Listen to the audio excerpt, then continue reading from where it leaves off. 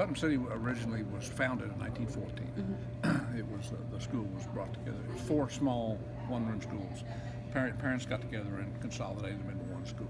And the original site was down here on 39th Street, right next to what the interurban tracks were going out there. We know back then. And through the years, it grew to be, I think, it's the 5th largest district in the state now. The original building, built in 1914, burned down in 1940. The original high school was down there at that location, burned in 1942. There was an elementary school built in 1930 that was still there in operation until about 5 years ago. And it's gone now as well. The oldest building in the school district at this point, I think, is probably this one here. This high school at this location opened in 1959.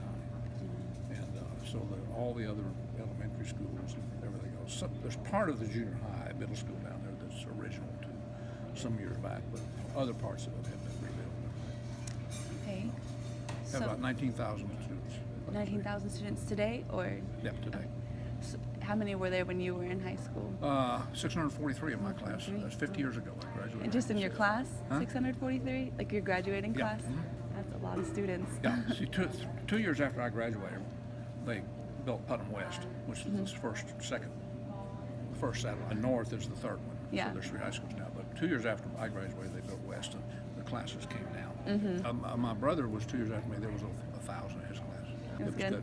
Putnam City went through a period where it was considered the best public school district. Really? And that period ran from like the 50s through about the early 80s. And we had 3 superintendents in order. One was named Kirkland, D.D. Kirkland, then Leo Mayfield, and then Ralph Downs. They each served 14 years as superintendent.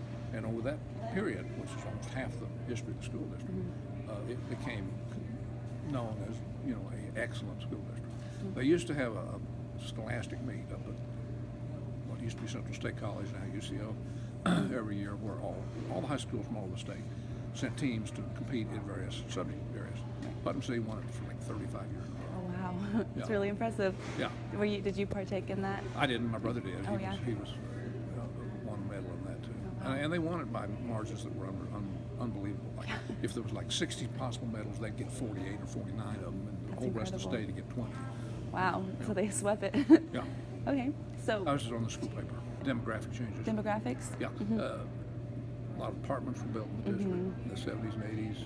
People who live in apartments tend to be a little more transient, a little less academically focused. And, you get it was originally, Putnam City for a long, long time, was the suburban district where if you wanted to, your kids in a good school, you bought a house out here. And then it became less so. Yeah, People now go to Edmond and more and Norman that's true. and Yukon. The district is not as good as it was. Yeah. Test scores bear that out. But what predicts a good student? Yeah. A kid from a stable household with 2 parents in the house that lived there for 10 or 12 years, And when the parents have value on education, they say, turn off the TV and do your homework. Right. Some years ago, the district put aside a lot of material, archival things, Right. old yearbooks, that sort of thing. It didn't have anything to do with it for a long time. But we decided we would turn it into a full collection about 7 or 8 years ago. The district gave us a small building that we used, Right. which was used for teacher training, I think. And we moved in there, and we've grown ever since. We have probably over 1 million artifacts. Oh, wow. Yeah, my mother did it to a great extent. She was a Rockland Republican and was very much opposed to Roosevelt. Was opposition to Roosevelt during Right. his time in office, and it was not a majority, but it was strong. And there were a lot of people who, in retrospect, and I'm one of them, think that the New Deal went too far in building the size of government. Yeah. Yeah, there were obviously some things that were necessary with it, but Social Security is fine, but it also created, for example, the Aid for Families with Dependent Children welfare system, which became a trap for a lot of people. Well, it was, we were from this in the 90s.